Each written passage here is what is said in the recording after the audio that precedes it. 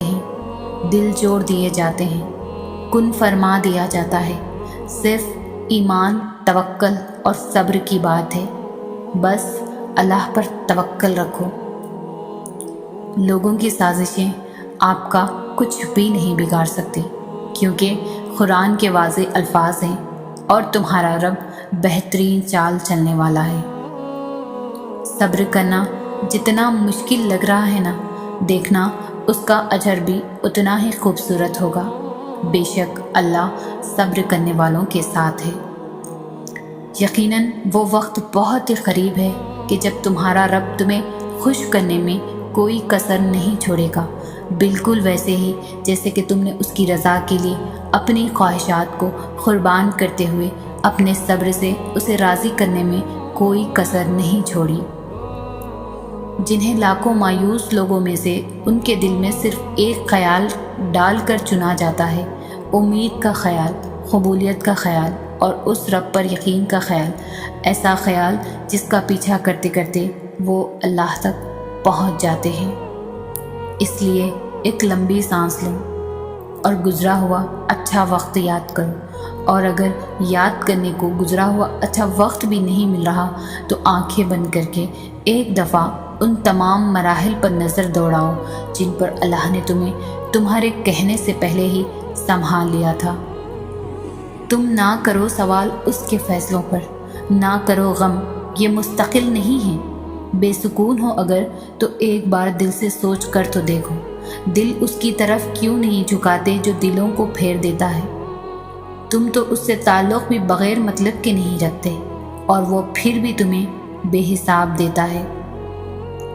लोग पूछते हैं कि आजमाइश इतनी लंबी क्यों होती है, आजमाइश कब ख़त्म होगी?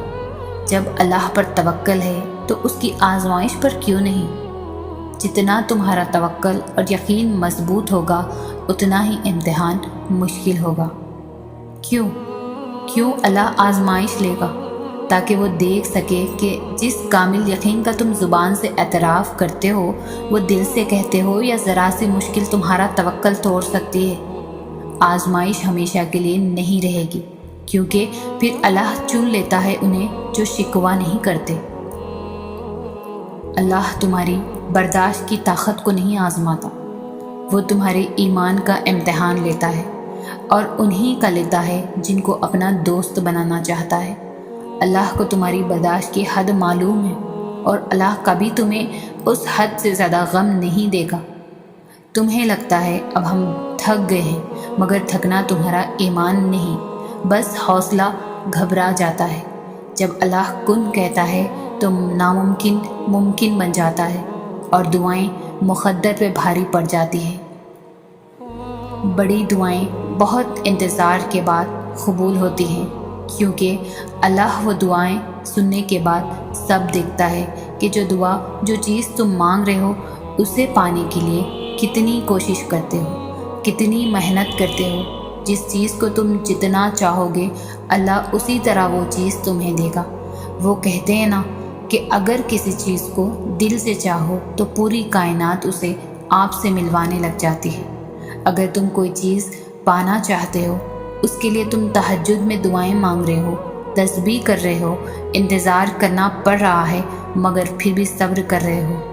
अपनी चाहत मिलना नामुमकिन लग रहा है, लेकिन जब अल्लाह को सोचते हो तो मुमकिन पर यकीन होने लगता है। तब अल्लाह पाक मुआजिज़े करता है। दुआओं को तुम्हारा बनाने से पहले ये देखते हैं अल्लाह ताला। कुछ भी नामुमकिन नहीं होता, बस हम ऐसा सोच लेते हैं कि ये चीज़ नहीं हो सकती। क्यों नहीं हो सकती? बिल्कुल हो सकती है। बस अपनी दुआओं पर भरोसा होना चाहिए, दिल में ईमान मजबूत होना चाहिए। जब सच्चे दिल से, दिल में बग़ैर कोई शक लाए तुम अल्लाह से मांगोगे तो वो भी तुम्हारी दुआओं पर कुन कह देगा। अपने दिल से तमाम शक ख़त्म कर दो, हर दुआ पूरी होगी, और जो नहीं होगी उसमें बेहतरी होगी, और उसके बदले उससे भी बेहतरीन चीज़ मिलेगी। और या फिर तुम्हारे दिल से उस चीज़ की ख्वाहिश ख़त्म हो जाएगी जो तुम्हारे लिए बेहतर नहीं। अल्लाह कभी भी तुम्हें बिला वजह गम में मुब्तला नहीं करता। اور نہ ہی وہ تمہیں بنا مقصد کے یہاں لایا ہے۔ وہ اگر ان بے شمار لوگوں میں سے تمہیں دعا کی توفیق دے رہا ہے تو جان لو کہ وہ چاہتا ہے کہ تم اسے مناؤ اور وہ تم سے راضی ہو جائے۔ اللہ تمہیں تب تک توڑتا ہے جب تک تم اس سے جڑ نہیں جاتے۔ وہ تمہیں تب تک بے سکون رکھتا ہے جب تک تم اپنا سکون اس میں تلاش نہیں کر لیتے۔ وہ تب تک تمہیں عارضی محبتوں کی طلب لگائے رکھتا ہے جب تک تم اس کی محبت کی پہچان نہیں کر لیتے۔ وہ تو تم سے 70 ماؤں سے زیادہ محبت کرتا ہے۔ جیسے ماں اپنے بچے کی ایک سسکی پر دوڑی چلی آتی ہے، پھر وہ کیسے تمہاری روتی ہوئی پکار پر تمہیں اکیلا چھوڑ سکتا ہے؟ تمہیں ابھی ایسا لگے گا جیسے اللہ نے تمہیں وہ نہیں دیا جو تم چاہتے تھے، مگر تم جلد ہی جان جاؤ گے کہ جو نہیں ملا اس کا مل جانا کتنا برا تھا۔ تم جلد ہی سمجھ جاؤ گے کہ شکر کے لیے صبر کرنا کتنا ضروری تھا۔ یہی اس کی عطا کا انداز ہے کہ وہ پہلے تمہیں مانگنا سکھاتا ہے اور پھر وہاں سے عطا کرتا ہے جہاں سے ملنا تمہیں ممکن نہیں لگتا۔ وہ تمہیں تم سے گزار کر ہی خود تک لاتا ہے۔ وہ تمہیں پہلے تمہاری پہچان کرواتا ہے اور پھر اپنا پتہ دیتا ہے۔ تم اپنی مرضی سے اس کی جانب نہیں جاتے، بلکہ جب اسے تم پر بے حد پیار آتا ہے تب وہ ایسے حالات پیدا کر دیتا ہے کہ تم اس کی جانب کھینچے چلے جاتے ہو۔ دنیا میں ایسا کچھ بھی نہیں جس پر تمہارے رب کا اختیار نہ ہو۔ وہ تم سے کچھ چیزیں اسی لیے دور کر دیتا ہے تاکہ تم اس کے پاس رہ سکو۔ اللہ نے تمہارے لیے بہت کچھ سنبھال رکھا ہے اور تمہیں وہ سب حاصل کرنے کے لیے اس پر بھروسہ رکھنا ہو۔ تم اگر اپنی اس جھولی کو بھرنا چاہتے ہو تو تمہیں پہلے اپنی اس خالی جھولی پر خوش رہنا ہوگا۔